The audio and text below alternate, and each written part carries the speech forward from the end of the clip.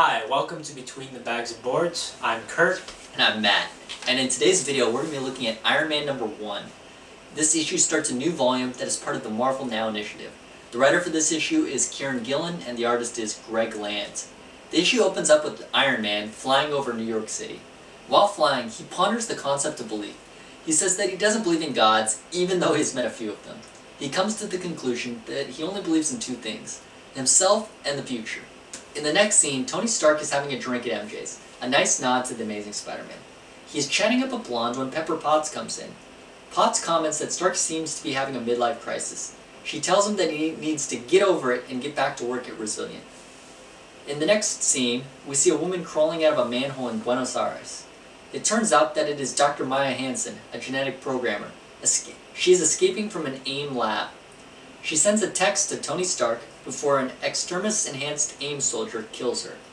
Tony Stark gets this message and finds that she has been forced to recreate the extremis virus for AIM.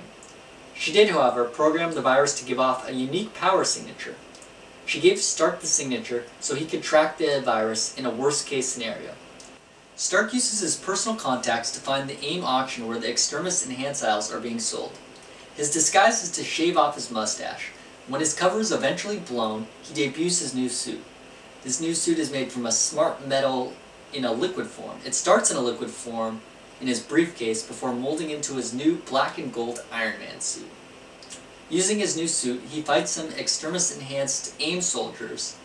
Stark has prepared for them and shoots them with armor-piercing taser bolts. After subduing them, he questions the auctioneer as to how many extremis kits are out there. The auctioneer's answer of 4 lines up with Stark's energy scans. He vows that he will put Maya's demons, the extremis kits, back in the bottle. So what do you think of this issue? Especially the new suit, I guess should be the first thing we talk about. Well, I think this suit's going to take me a little while to get used to, because Iron Man's, the red and gold is so iconic. Yeah, definitely. And it's going to take me a little while to get used to. I think I could grow to it. I do like that it's liquid... Smart metal. Smart metal, yeah, smart metal. Yeah, I thought the liquid smart metal was very cool, but I agree with you that the color scheme does seem a little bit off. Yeah, I imagine, they make an Iron Man movie and it's liquid metal. Oh, that looks so cool. That'd yeah, be almost great graphic. Almost like Terminator 2. Oh, yeah. So, I definitely think that'd be cool. In terms of the extremis virus as the enemy, what do you think of that?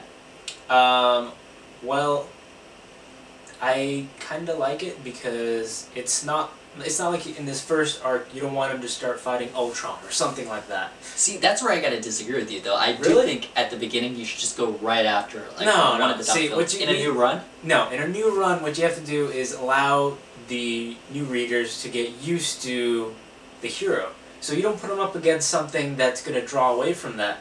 So it's like, so when they did the new Batman series, when Christian Nolan did it, in the first one, Scarecrow, okay. Scarecrow. So it allowed everyone to grow used to who Batman is as a person. In this same case, in this issue, this first issue even did a very good job of introducing us to who Iron Man is, especially if you're a new reader, if you're coming to this. You have, he drank, or he used to drink, and then, he works at Resilient. Works at Resilient, has a relationship with Pepper Potts.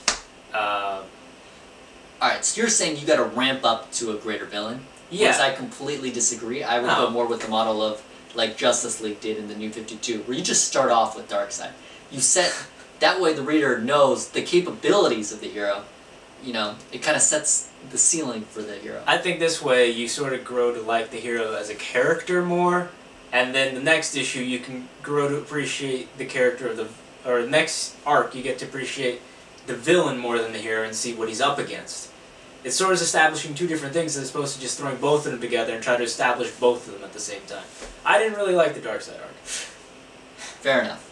What do you think of this creative team of Kieran Gillen and Greg? Well, they were together on Uncanny X-Men, and I think we both know that we loved Gillen's work on Journey when he was writing Kid Loki. He does a great job of that.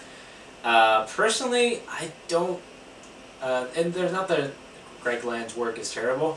I feel that he doesn't portray women properly. It almost seems like every woman that he draws is almost exactly the same, except for the hair. To a certain extent, I can completely agree, because the blondes he meets at MJ's is almost, it's essentially Emma Frost is what it affects me. But yeah, that's on Uncanny. This really bugged me. It almost seemed like there was hardly any difference between Hope, Emma, and like Rogue or something, except for the hair. And that was like the key. Is red hair, just gonna be blonde. And that was better. He does a good job with everything else, I suppose. Like, I really like some of the skyline that you can see when Iron Man's flying around. So as a grade, what would you give this issue? I'd give it a 3.5. I think it was a good start, and I'm looking forward to more, but, you know, it wasn't amazing. I would give it a 3.5 as well. It was a good start, but like I said, I guess I just didn't like the Extremis virus as kind of this first enemy. I would rather jump into something like Mandarin. Well, I beg to differ. Well, this has been this issue of Between the Bags and Boards, and keep an eye out for a few more reviews coming out this week, and you'll find links down below for our Twitter and our email. Please comment, subscribe, you know the deal. We'll see you guys next time.